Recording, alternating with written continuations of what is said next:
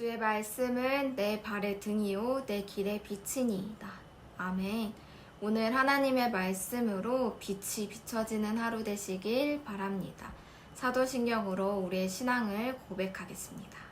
전능하사 천지를 만드신 하나님 아버지를 내가 믿사오며 그 외아들 우리 주 예수 그리스도를 믿사오니 이는 성령으로 잉태하사 동정녀 마리아에게 나시고 본디오 빌라도에게 고난을 받으사 십자가에 못 박혀 죽으시고 장사한 지 사흘 만에 죽은 자 가운데서 다시 살아나시며 하늘에 오르사 전능하신 하나님 우편에 앉아 계시다가 저리로서 산자와 준자를 심판하러 오시리라. 성령을 믿사오며 거룩한 공의와 성도가 서로 교통하는 것과 죄를 사하여 주시는 것과 몸이 다시 사는 것과 영원히 사는 것을 믿사옵나이다. 아멘. 오늘의 말씀은 누가복음 5장 33절에서 39절 말씀입니다. 함께 봉독하겠습니다. 그들이 예수께 말하되 요한의 제자는 자주 금식하며 기도하고 바리새인의 제자들도 또한 그리하되 당신의 제자들은 먹고 마시나이다. 예수께서 그들에게 이르시되 혼인집 손님들이 신랑과 함께 있을 때에 너희가 그 손님으로 금식하게 할 수 있느냐? 그러나 그날에 이르러 그들이 신랑을 빼앗기리니 그날에는 금식할 것이라. 비유하여 이르시되 새 옷에서 한 조각을 찢어 낡은 옷에 붙이는 자가 없나니 만일 그렇게 하면 새 옷을 찢을 뿐이요 또 새 옷에서 찢은 조각이 낡은 것에 어울리지 아니하리라. 새 포도주를 낡은 가죽 부대에 넣는 자가 없나니 만일 그렇게 하면 새 포도주가 부대를 터뜨려 포도주가 쏟아지고 부대도 못쓰게 되리라. 새 포도주는 새 부대에 넣어야 할 것이니라. 묵은 포도주를 마시고 새 것을 원하는 자가 없나니 이는 묵은 것이 좋다 함이니라. 아멘. 지난 내용은 바리새인들이 예수님을 향하여 어떤 자들과 먹고 마시는지에 대하여 비판하였습니다. 이번에도 먹고 마시는 것에 대하여 비판하는데 먹고 마시는 것 자체를 비판합니다.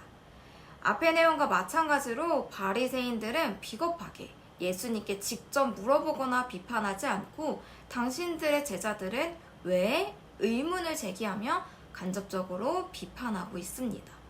오늘날 우리에게 바리새인의 이미지는 좋지 않지만 그 당시 바리새인은 유대인들에게 선망의 대상이었습니다. 현실에 치여 살며 율법을 지키지 못하는 사람들과 달리 하나님께 열심히 그들을 부러워했습니다. 바리새인들은 자신의 열심을 금식, 기도, 구제 이 세 가지를 통해 드러냈습니다. 그들이 기도할 때 소매깃이 풍성한 옷을 입고 거리 중앙에 서서 큰 소리로 손을 들고 티를 내며 기도했습니다. 구약에서 금식은 속죄할 때 행해졌습니다. 이외에도 하나님의 자비를 구할 때, 애통할 때에도 행해졌습니다. 그러나 그 외에 그들만의 정기적인 금식일이 있었으며 금식할 때 수염과 머리 손질을 하지 않고 티를 내며 금식을 했습니다. 구제 또한 정기적으로 하는 날이 정해져 있었고 구제하는 날에 나팔을 불어 사람들의 이목을 집중시켰습니다. 세례 요한의 제자들은 바리새인들보다 더했습니다. 그들만의 자율적인 규제를 만들어서 금식을 더 했습니다. 바리새인들과 세례 요한의 제자들은 율법과 전통을 넘어 자기들이 만든 전통을 지키기에 바빴습니다. 인간이 아무리 옛 전통, 옛 기준을 버리고 새로움을 가지려고 해도 결코 새로워질 수 없습니다. 또 하나의 전통과 기준을 만들 뿐입니다. 그들은 전통도 율법도 무시하고 자기의 의만 드러내는 집단이 된 것입니다. 결국 자기 입맛대로 만들어내 종교가 되어버렸습니다.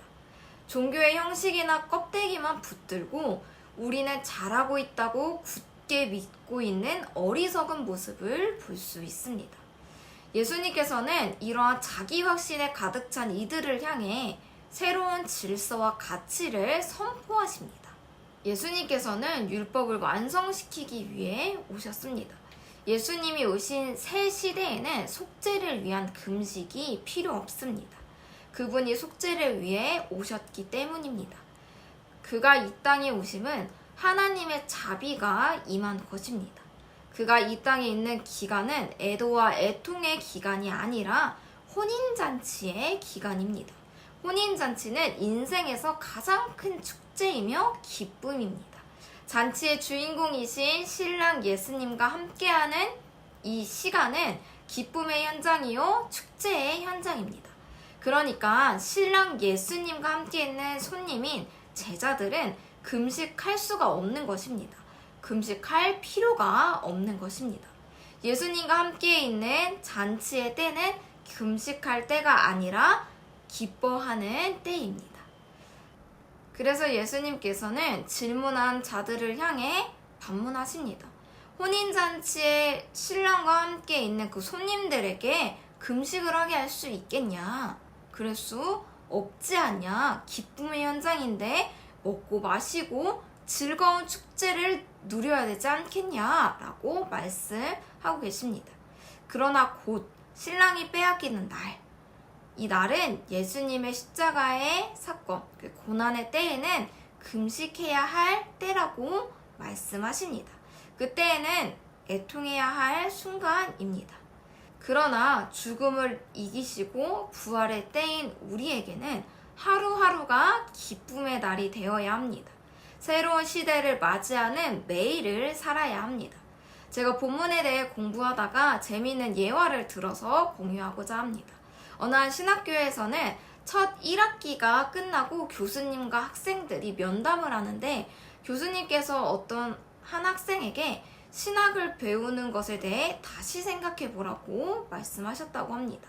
신학교에 들어와서 공부를 하고 있는 그 학생에게 다시 생각해 보라니 의아하지 않습니까? 교수님께서 1학기 동안 지켜보았을 때 기쁨이 없는 학생에게 재고해 보라고 말씀하셨습니다. 너에게 복음을 가진 자로서의 기쁨이 느껴지지 않는다. 복음은 환경과 상황과 주변과 상관없이 기뻐할 수밖에 없는데 세상의 어떤 결핍과 부족에도 흔들릴 수 없는 기쁨, 그 무엇과도 바꿀 수 없는 기쁨, 감사가 있는데 너에게는 그 기쁨과 감사가 보이지 않는다. 제가 이 예화를 듣고 나서 나는 과연 예수님께서 새로운 시대를 연 그 잔치 현장에 서 있는가 아니면 나의 기준에 나의 열심에 매여 금식의 현장에 서 있는가 생각해 보게 되었습니다. 우리는 삶의 어떠한 결핍과 상황과 환경에서도 복음으로 인하여 예수 그리스도로 인하여 기쁨이 있는 새 시대를 살아가고 있는지 살펴보기 원합니다. 예수님께서는 혼인잔치를 비유로 들며 아직 금식할 때가 아닌데 너네 왜 금식해? 라며 오히려 반문하셨습니다. 그리고 하나님을 위해 한다는 그 열심이 결국 자기를 드러내고 싶어하는 마음임을 꼬집으시며 또 옛 틀에서 자기가 만들어진 그 전통에서 벗어나고 싶어하지 않은 그 상황을 비유 두 가지를 통해 옛것으로는 새 시대를 담아낼 수 없다고 말씀하십니다.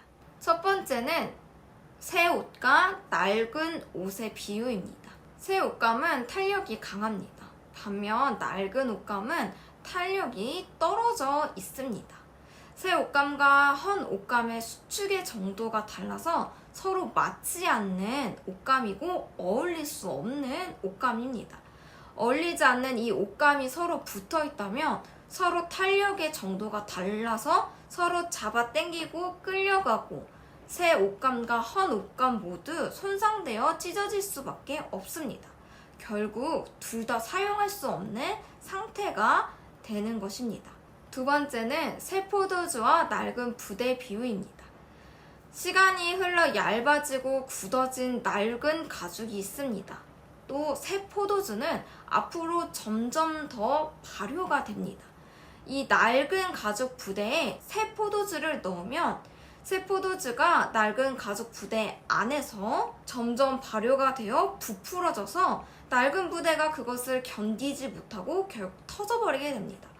포도주는 쏟아지고 낡은 부대도 사용할 수 없게 되어져 버리는 것입니다. 그래서 새 포도주는 새 부대에 넣어야 됩니다. 새 천과 새 포도주는 예수님께서 이 땅에 오심으로 펼쳐진 새 시대의 도래를 뜻합니다. 두 비유는 예수님의 십자가의 죽음과 부활을 통해 구원의 길이 열렸음을 예고하며 새로운 시대의 도래를 알리는 중요한 메시지를 담고 있습니다.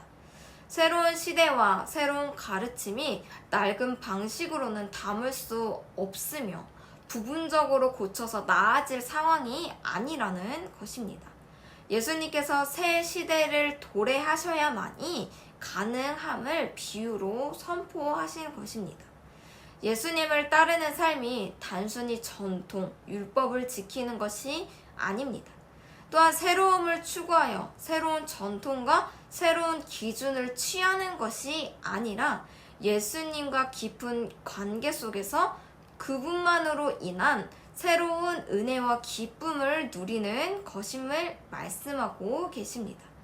예수님을 통해 새로운 시대가 열렸습니다.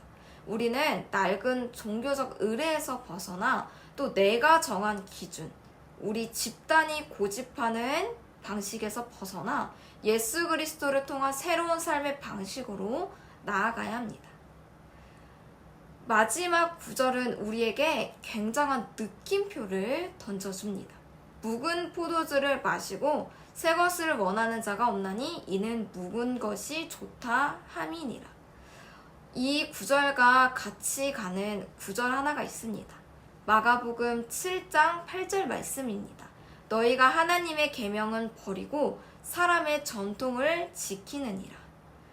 예수님께서 가져오신 새 시대의 복음과 낡은 것에 익숙해진 사람들의 태도를 말씀하신 것입니다. 나 혹 우리 공동체는 고집과 전통에서 벗어나지 못하고 있는 것은 아닌지 살펴봐야 합니다. 또 전통에서부터 벗어나 새로움을 추구하려고 했지만 그 새로움이라는 틀에 갇혀 또 이 새로움이 오랫동안 익숙해져서 이 새로움이 완벽하고 완전하고 좋고 머물러 있고 싶다고 여기고 있지는 않은지, 예수님께서 여신 새 시대 은혜의 기쁨을 하나님 나라의 새로운 질서를 못 누리고 있는 건 아닌지 말씀을 통해 깊이 묵상하시는 하루 되시기를 바랍니다.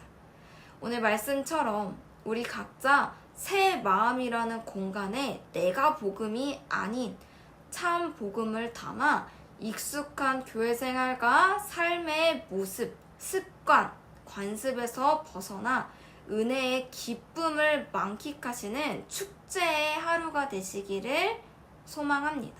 기도하겠습니다. 새 시대를 열어주신 하나님, 이 말씀을 나에게 또 내가 속한 공동체에게 주시니 감사합니다. 바리새인과 같이 하나님께 열심인 척하며 나의 의를 드러내고 있는 것은 아닌지 되돌아봅니다. 내가 혹 우리 공동체가 옳다는 틀에 박혀 새 소식, 복음을 배척하고 있지는 않은지 되돌아봅니다. 또 세례 요한의 제자들과 같이 옛것을 보충하여 새로운 것을 구축하려 하였지만 우리에게 새로운 것이 창조될 수 없음을 고백합니다. 우리의 새로움은 결코 새롭지 않습니다. 새롭다 생각한 우리의 교만과 오만을 보게 하시고 인정할 수 있도록 인도하여 주시옵소서. 무엇과도 바꿀 수 없는 기쁨의 새 소식을 담아내는 자가 될 수 있도록 인도하여 주시옵소서. 우리는 늘 묵은 것들에 익숙하여 새로운 것들을 찾으려 하지 않습니다. 성령 하나님, 오늘 우리에게 새 마음과 새 영으로 나의 틀, 우리의 틀에서 벗어나 주의 새로운 방식을 누리며 실천하며 살아갈 수 있도록 도와주시옵소서.